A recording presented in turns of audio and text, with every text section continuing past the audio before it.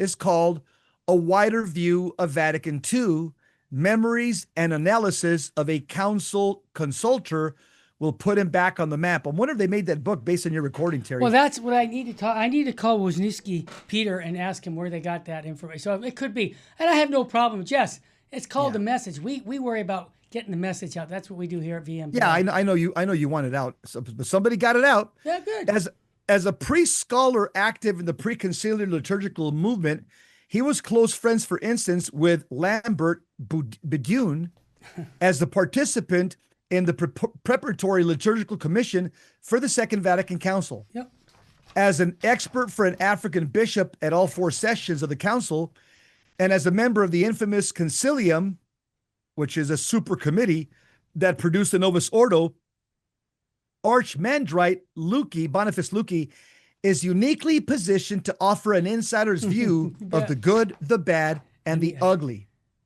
Thus, he does with zesty prose and uninhibited frankness in a remarkable personal testimony completed in 1997, but believed lost until it was recovered in 2022. I got a feeling that you're recording. I know, but I'm laughing about it because later we'll call. But you know what, Jess? I'm happy that the message got out because I was trying to transcribe those interviews for a long time. So praise God. Continue, Jess, because he's right. Abbot Boniface was the last man that was on the planet breathing that could tell us what really went on during the Vatican II Council, before it and after. And when you hear what he had to say, and we're going to get through the article, and then I'm going to give you what he said to me and then show you how you can hear the whole 3-hour interview. Continue, Jess. The lost and found aspect may remind you of 2 other important works, Louis Bouillet's memoirs, which were stuck in a drawer for decades until, at last, the same redoubtable Evangelical Press published John Pepino's translation in 2015, and Father Brian Hooton's hilarious and profound Unwanted Priest. What was believed lost until the manuscript was rediscovered in 2020 and then published once again by Evangelical in 2022, like the householder of the gospel, divine providence is pulling out these eye-opening works at just the right moment when their message will fall on receptive ears.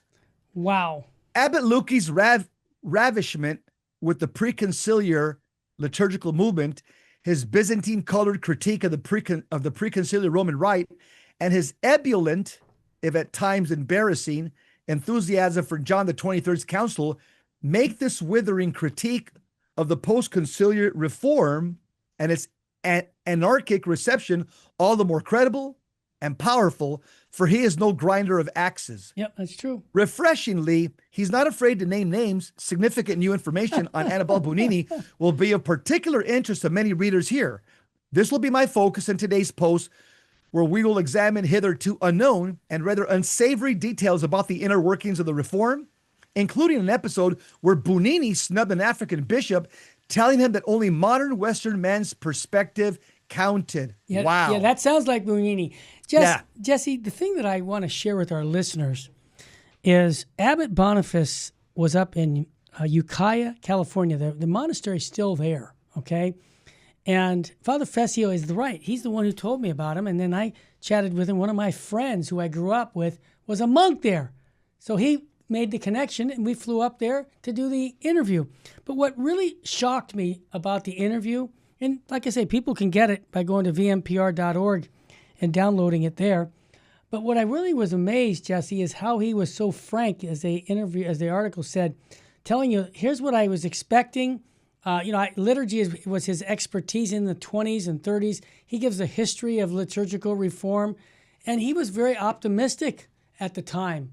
But he said Archbishop Bugnini, was his friend in the late 50s when he worked with him. But during the council, he realized this guy was a Mason, and he didn't want anything to do with him. And so here we got a Mason working on the new Mass, and they put it into Second Vatican Council document. It's beautiful if you read the document on the liturgy. But where the problem came, Jess, and as you know, the problem came from 1965 at the end of the council, And then the committees that worked on it until April 4th, 1969, when they came out with the Novus Ordo Mass, and they made all these changes that had anything to do with the Second Vatican Council's document. And so my perspective on it is this man tells it all. And I asked him this question, Jesse.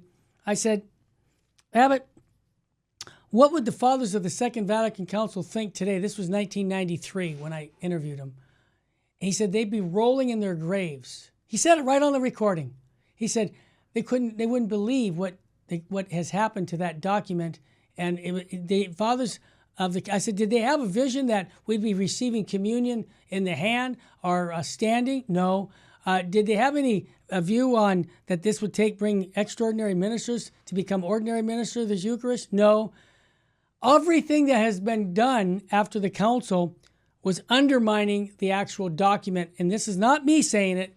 Abbot Boniface, who was one of the experts at the council during it, before it, and after it. So if anybody should know what was said there and what was meant, he would know. And when he died, there was no one else to go to. So these recordings are valuable, and I'm presuming that they took the transcripts, and I'm glad they did, because it's eye-opening. But what is that to us today, Jess? We want liturgy. I was at a Mass this morning, I told you, in Alhambra with the first graders. I have a grandson there. And parts of the Mass were in Latin. And the first graders were singing the Latin parts of the Mass. Unbelievable. You see, it's coming back. And let's just be honest. The Second Vatican Council pointed that Latin has a prima place, and that hasn't been implemented. And if we really have the real Vatican II, please stand up, it will unnerve a lot of modernists, because they're using that line, I'm a Vatican II guy. No. They use that line to give you garbage, and garbage in, garbage out. This document of the Second Vatican Council on the liturgy talks about prima place Gregorian chant. Let me ask you, everybody, when was the last time you had Gregorian chant at your local parish? No. Mm-hmm. So, Jess, I'll turn it to you, but my point to you on this is that between 65 and 69, these committees mutilated what the fathers of Vatican II said on the liturgy, and what we came out with, it actually had to be, I'll give you one example of one of the canons. They made a mistake, and I have one of the old 1974 missals at the chapel here, and they had to cross out a word because they were Arians by using that word, and it took about 8 years after it was been prayed that the Vatican published a new sacramentary to correct these errors. So you see, Jesse, it's not just me.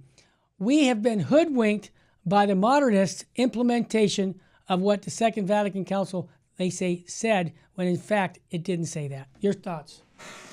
Our author does not have a particularly rosy view of the situation after Vatican II. So I think this is Kwasniewski writing this. He says, the sacraments are being desecrated, and man's need for the holy and for reverence is being violated under the pressure of secularism, sanctioned by the dissenters' new liturgy. My own unhappy experience, writes Kwasniewski, during many years of work in the post-conciliar subcommissions appointed to implement the council documents. Oh no, this is Luykx. Yeah, this is Luykx. Abbot Luykx. Yeah, because he was involved with these are his words. Yeah, you got to remember, Kwasniewski wasn't there. Yeah, no, he was at St. Thomas Aquinas. I saw him as a teenager. Yeah. Go ahead. So Abbot Luykx says, my own unhappy experience during many years of work in the post-conciliar subcommissions appointed to implement the council's documents was that from the very beginning, some commission members in high positions never intended to abide by the scope or spirit of the council decrees. Mm-hmm. They intended rather to promote their own ideas. That's it. Their spurious interpretation was largely foreign to the council decrees and was rather that demanded by current fads and by liturgists and theologians of certain schools.